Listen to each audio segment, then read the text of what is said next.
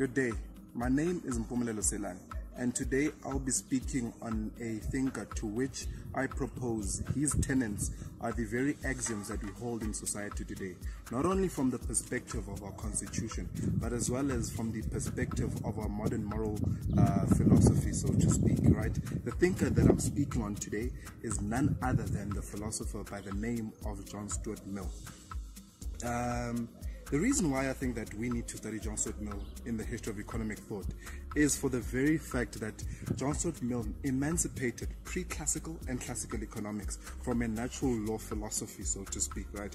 In that how he did it was that he said that the laws that govern distribution are different from the laws that govern production, right? And the laws that govern production are akin in some sense to the laws that we find in natural law philosophy. But the laws that govern distribution are the ones to which you would find in more of a psychological realm, where this is where he was interested in psychology in order to explain economic concepts, so to speak. This is akin to the behavioral economists that go against the neoclassical thinkers in their rational choice theory, i.e. they go against the assumption of pure self-interest, so to speak. So you only need to look to yourself, because I know from my perspective that the utility of others matters to me, and it's not only my own self-interest that matters to me, so to speak, and there are more people like me, so to speak, and therefore then it shows that there's a bit of incongruency with rational choice theory as well as the data that is presented in society, right? Because I know I'm not the only one, so to speak. So now I will then move on to the argument that I made forward, in that the principles that are set by John Stuart Mill are the very principles that govern our own axioms today from a moral perspective as well as from a constitutional perspective. And therefore I'll look at his works, for instance, utilitarianism, on liberty, as well as the subjection of women, right? In the work of utilitarianism, first and foremost, right, it was started off by a philosopher named Jeremy Bentham. It took a lot of flack because it was seen as a big philosophy, so to speak, because of the proposition of his hedonic calculus, which looked at the fact that we pursue pleasure and not pain, so to speak. And then this is where now John Stuart Mill comes into form, because what he then proposed was that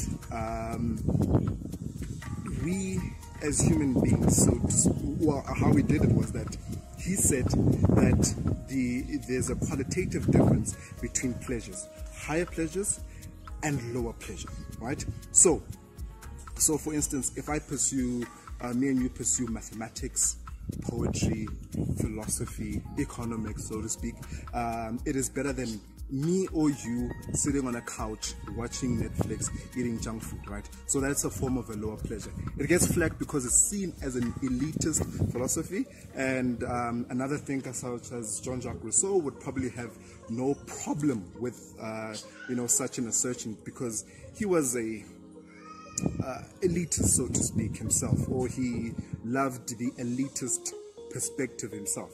So he also proposed on the issue in differentiating between expediency and justice, as well as justice between law, because law does not imply that it is just, and justice should be lawful, so to speak, right? So for instance, a couple of 100 years ago, black people were not seen as human beings, and that was law, so to speak, and that was, it is known to be unjust, so to speak, right? And then in his works on liberty, what he then proposed as well is that he proposed on the principle of the tyranny of the majority.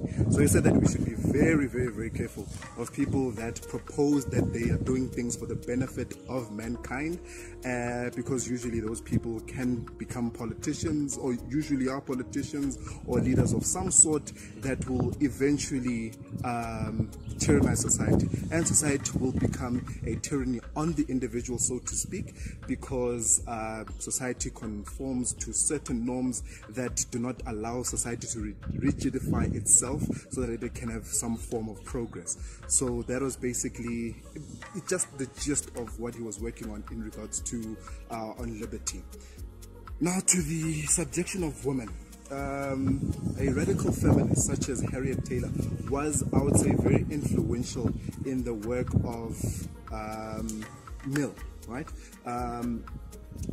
The philosopher, the radical feminist Harriet Taylor, they were married only for a brief period, only about for 7 years. She passed away, unfortunately, while they were still married.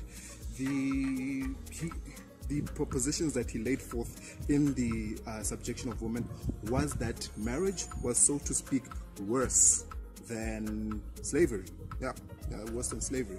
So he said that this is because not only are women subjected to the tyranny of men in the 19th century and time before that, but they are forced to love their husbands in the process. So this is how we justify that it being worse than slavery.